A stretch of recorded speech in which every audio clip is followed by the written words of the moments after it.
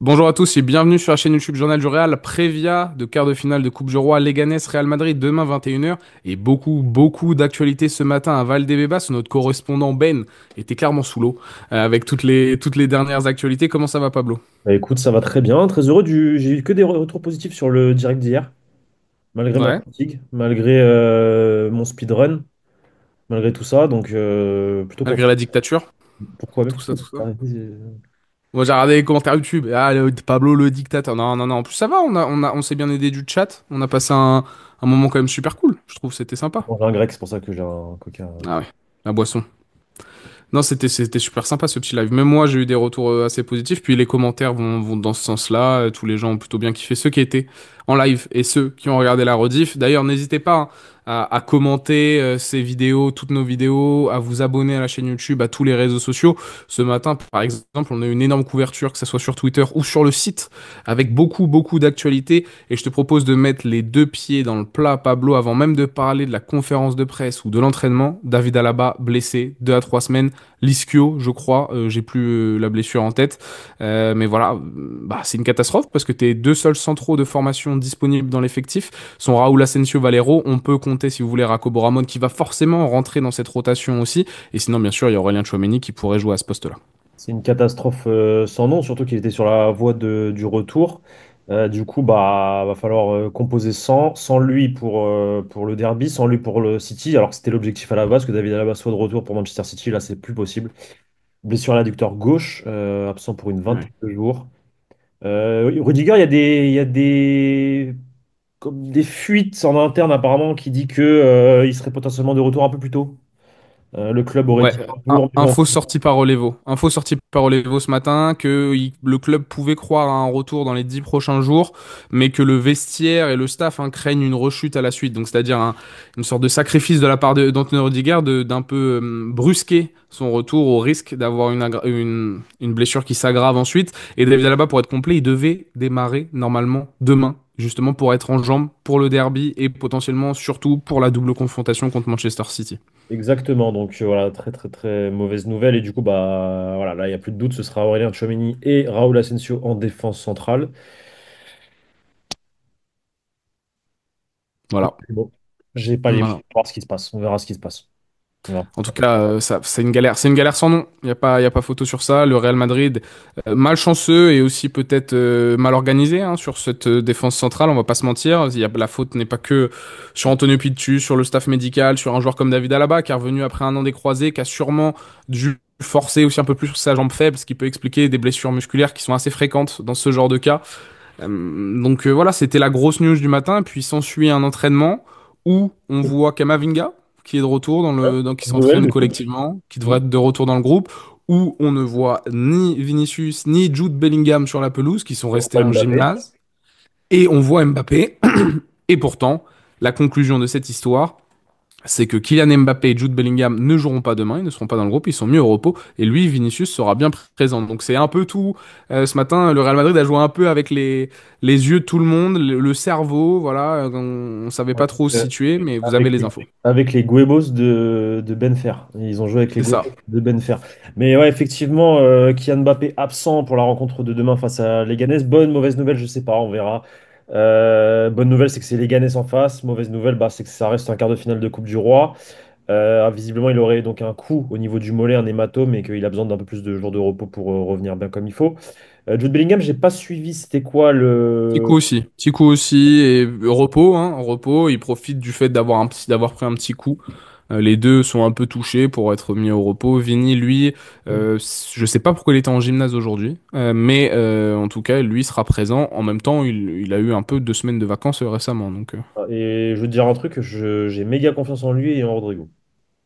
Honnêtement, donc oui, je verrai sur les quatre fantastiques, on a le duo de Brésiliens qui donc devrait être aligné, hein. Vini, on ne sait pas s'il sera titulaire ou pas, mais il y a des chances, hein, logiquement, pour affronter les Ganes. Les Ganes 16e du championnat espagnol, qui a perdu, je crois, à domicile, ou qui a perdu son dernier match, en tout cas, contre le Rayo, 1-0 ou quelque chose comme ça, j'avais cru voir passer. Le Real Madrid, qui eux aussi ont perdu leur dernier match, 1-0 face à l'Espagnol. Est-ce que d'ailleurs, Carlo Ancelotti, en conférence de presse, il y a pas mal de points? Parce que c'est vrai que je saute un peu les étapes. Après Ouais.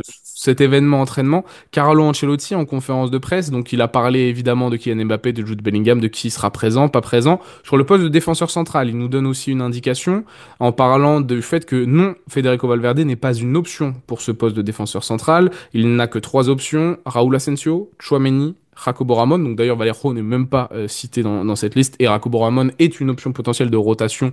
Donc il devrait avoir du temps de jeu, pas forcément en tant que titulaire, mais potentiellement pour rentrer en cours de match. Donc voilà, Federico Valverde, il y a beaucoup de rumeurs qui sont sorties. Il n'est pas vu comme un défenseur central pour Ancelotti. En fait, je pense qu'au regard aussi du reste de l'effectif et notamment du fait que bah, y a pas Dani Carvajal, tu es obligé de prioriser. Oui, Et comment tu priorises? Bah, Fede Valverde, c'est un latéral droit finalement, après son poste de prédilection qui est milieu de terrain.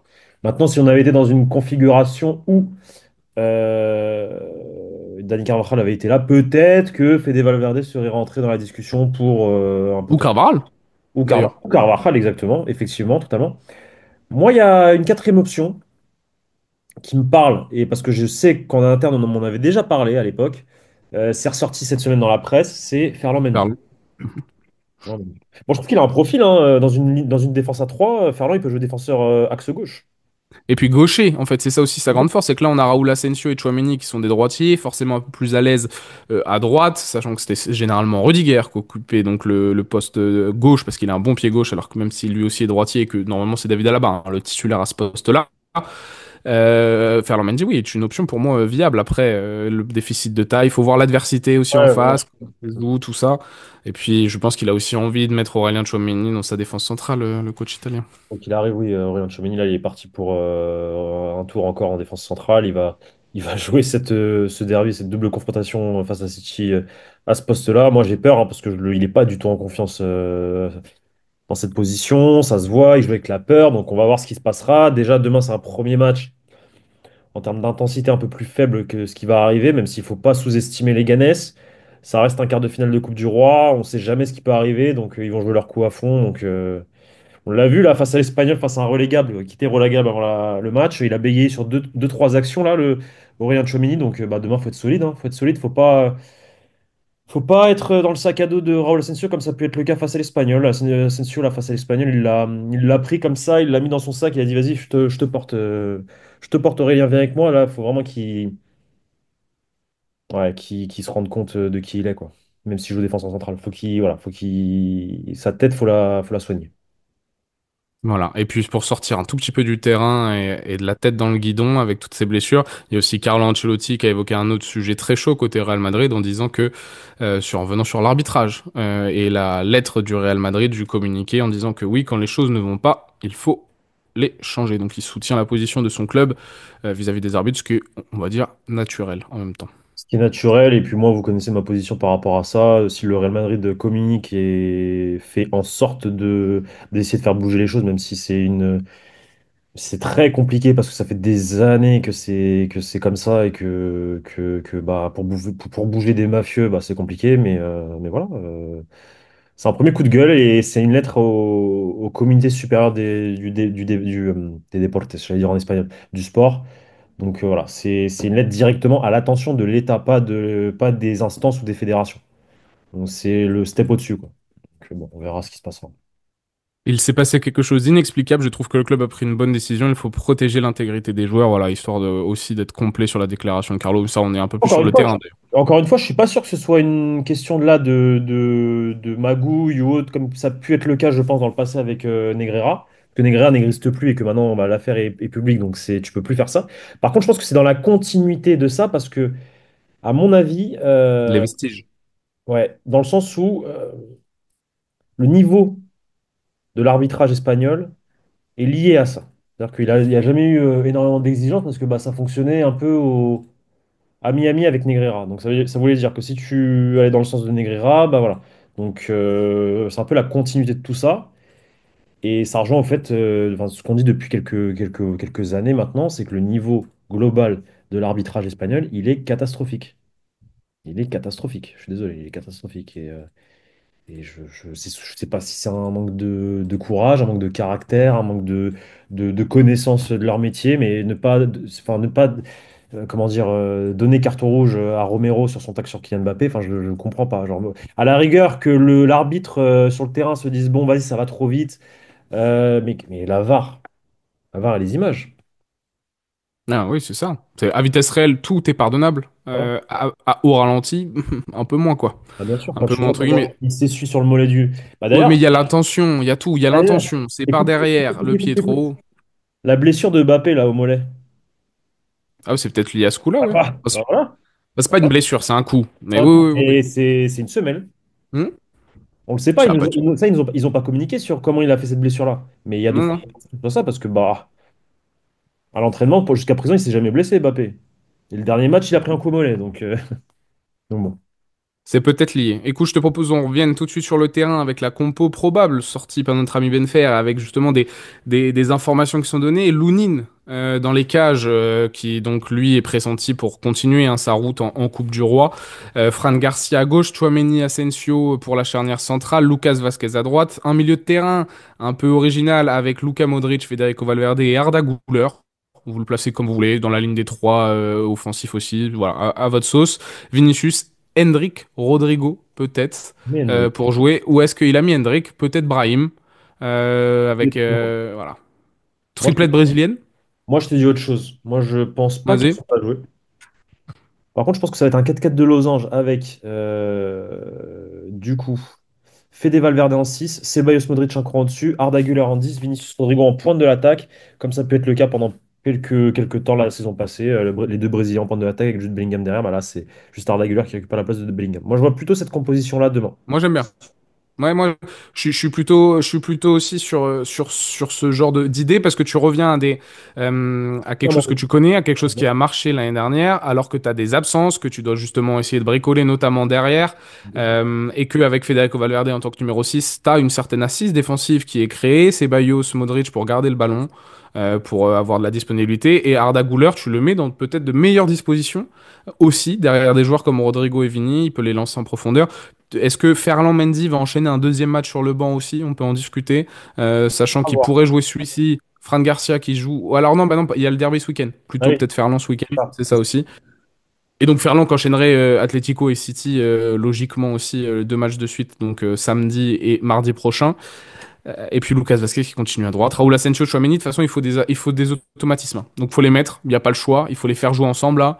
Je pense que c'est le choix le plus logique contre une équipe qu'on avait balayée 4-1, 3-1. J'ai pas fait mes devoirs. Faudrait que je vérifie, je sais Je pas, sais je plus. me souviens plus moi. C'était à l'extérieur en plus, hein, d'ores et déjà. Ah, attends. C'était en novembre. Ouais, je vous dis ça, je sais, j'ai souvenir. Ah, si, si, ça me Mais dit quelque chose. j'ai plus le match, le match. Bien.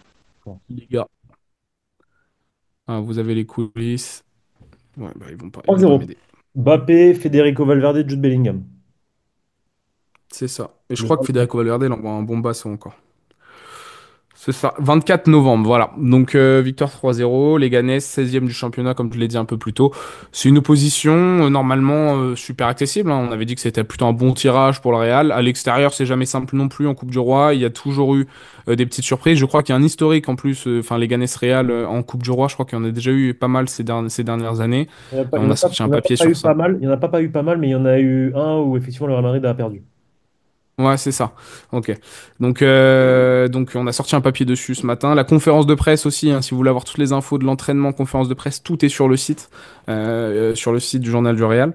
Et si vous êtes intéressé Écoute, par le communiqué que le Real Madrid a sorti hier, a envoyé au Comité national de sport espagnol, on l'a traduit entièrement en français. Voilà. Et voilà, dispo aussi sur le site. Est-ce que tu as un joueur que tu vas surveiller particulièrement demain, Pablo, pour ce régulière. quart de finale de Coupe du Roi? Ouais. Mm. Il joue Régulière. gros? Régulière parce que je Si. pense que c'est le match parfait pour lui pour dire qui il est. Voilà, c'est bon, là, faut compter sur moi. Surtout Faut que, passer devant Brahim. voilà, ouais, déjà. Mais surtout que moi, je l'aime bien en position de faux neuf. De ce qu'il avait montré Ah l'année là, dernière en fin de saison, il avait marqué pas mal de buts. Il était vraiment faux neuf, c'était pas un 10. C'est un mec qui sait garder le ballon dans les pieds, qui a cette magie-là, tu vois, et qui a un bon pied, en fait, qui marque des buts. Il est très adroit face au but. Et il a un sacré sang-froid. Et je pense qu'on l'oublie. dans cet exercice. Et moi, je pense que ouais, ça peut être intéressant. Ça peut être une option demain. C'est un 4-4 de losange, mais tu as Arda Güler assez libre qui monte, tu vois. Ça peut être une option. Hmm. Puis t'as pas besoin de lui à la création milieu de terrain si t'as Modric et Ceballos. Exactement. Donc il peut aussi amener du décrochage, permettre aussi de partir sur l'aile gauche pour faire rentrer Vini, partir sur l'aile droite pour faire rentrer Rodrigo. Il y a différentes options devant lui. Pas oublier la petite idée voilà, de Ben Fer, d'une potentielle triplette brésilienne demain, ça me semble peu probable, mais si ça arrive, on Jeune. saluera Bonne notre faire. ami pour sa prise d'initiative. Mais en tout cas, voilà, Arda Güler, c'est vrai, joueur à surveiller. Je vais évidemment, moi, surveiller Raúl Asensio. Ok. Allez, de nouveau, mon grand, continue de porter l'équipe, continue de montrer. T'as été sur le banc de touche ces derniers temps. Et là, maintenant, tu vas vivre un grand, grand moment. Derby, titulaire, Manchester City, titulaire. C'est une Montre-nous ton dinguerie, c'est une caractère. dinguerie. Montre-nous ton caractère et montre-nous que tu as cette âme du Real Madrid qui pourra ensuite te porter vers la sélection. Moi, c'est ce que je veux, moi. Ce que je veux, Aussi. parce que la sélection espagnole, il n'y a pas de défenseur central. Il n'y en a pas. Vous allez me dire Bon, quoi? Koubarsi, ouais, si vous voulez. Bah, Koubarsi, Raúl Asensio, alors. Les deux. Barcy, c'est solide. Aymeric Laporte, le Normand, il y avait du monde. Mais Après, ces bah, gars-là, ils sont vieux déjà. Moi, je te ah parle oui, non, mais il y a une nouveauté. Oui, oui, oui, bien moi, je te sûr, bien parle sûr. d'ici Coupe du Monde Maroc, Espagne. C'est ça que là, je te parle de Ah ça. oui, d'accord, oui, sur le long terme, Sur le évidemment, long évidemment. terme, moi, je veux une charnière centrale sur le long terme. Il y a lui, potentiellement, je pense, s'il joue. Il y a Koubarsi. Hmm. C'est les deux. Moi, je veux qu'il me montre que ça peut être le Nacho. Et que Nacho, dans ce genre de moment, il a toujours répondu présent. Alors, Nacho, 30 ans, enfin voilà, on s'entend. Mais qui me montre qu'il est cet ADN du Nacho, du soldat, qui, lorsqu'il est appelé, il n'y a pas de bavure. C'est peut-être pas Exactement. le match du siècle. C'est peut-être pas le joueur de l'année. Mais que, et d'ailleurs, c'est dans la performance, moi, me montre que balle au pied, par exemple, il met une petite vitesse quand même à Nacho. Mais j'aimerais, voilà, qu'il prenne définitivement le lead. Là, de toute façon, il est la carte blanche. Il va falloir porter le soldat Tchouaméni qui trébuche à chaque foulée.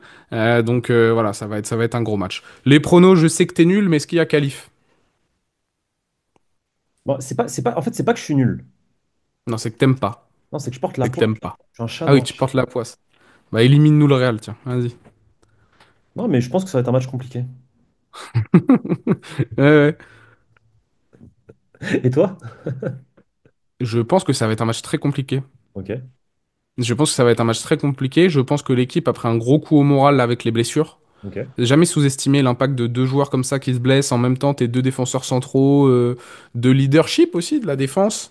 Je pense que les joueurs ont tous conscience aussi des difficultés de Tchouaméni dans ce domaine, hein. Si nous on le voit, les joueurs aussi le voient. Alors il y a un rapport différent. Tu fais avec Lounine, t'as pas Mbappé, Jude Bellingham. Il y en a certes qui vont vouloir se montrer, mais finalement dans cette compo d'équipe, il y a que Arda Güler qui joue gros entre guillemets pour son futur. Tu vois, Oui, Modric, parce bon, que les autres, ils sont déjà assez installés, quoi. c'est ça, c'est Mm. ça. Donc, tu sais, ce truc de dire, ouais, Ancelotti l'a fait tourner, les joueurs, ils veulent leur place. Non, pas forcément dans cette compo. Donc, je vois un match compliqué avec une équipe de Leganés qui va avoir un plan de jeu, je pense, similaire à celui de l'Espagnol. Petite victoire 1-0, peut-être 2-0, un peu bourbier. Voilà, 1-0, 2-0. Le clean sheet, même le clean sheet, je suis pas sûr. Ce qui me rassure, c'est qu'on a mis 3-0 la première fois qu'on les a joués. Mais sinon, le 2-1, tu sais, le 2-1, tu mènes 2-0, 0-0 à la mi-temps, 2-0, le but de Leganés dans les 10 À la dernières minutes qui te fait 75e. flipper jusqu'à À la la fin, là. 75e. Et qui, Voilà, et qui voit Pablo Gallego comme ça, qui avait tout préparé, son compte rendu et tout. Et là, il y a le 2-1, et du coup, il doit se dire, putain, voilà, il exactement. y aura le but de l'égalisation, je vais devoir tout changer. Ouais, ça me va comme. Je signe. Je signe pour ce genre de. Voilà. Et j'espère qu'Arda Güler aussi, parce que j'espère que déjà que ça sera pas Brahim demain. J'espère sincèrement que ce sera Arda Güler. De toute façon, tous les sons de cloche vont dans ce sens-là, mais et que Arda Güler mette entre guillemets Brahim dans le rétro, dans la hiérarchie, ou en tout cas prouve que il y a discussion entre les deux, quoi. Merci beaucoup, Pablo. Je pense qu'on a fait le tour. Prévia avec beaucoup, beaucoup d'informations. Donc, encore une fois, je vous invite, je vous reconduis vers le site web du Journal du Réal. Les gars, il y a tout dessus. Mettez-nous en commentaire votre pronostic, évidemment, ce que vous pensez donc des blessures de David Alba, d'Antonio Rudiger, de l'impact que ça va avoir si on se projette un peu plus. Et puis, on a une énorme semaine qui arrive avec le derby de l'Atlético, avec Manchester City l'année prochaine. Donc, on va être encore plus auprès de l'actualité là, lors des prochains jours. Donc, il me souhaite juste à vous souhaiter un bon mardi et surtout à très vite sur la chaîne YouTube Journal du Réal. Allez, ciao!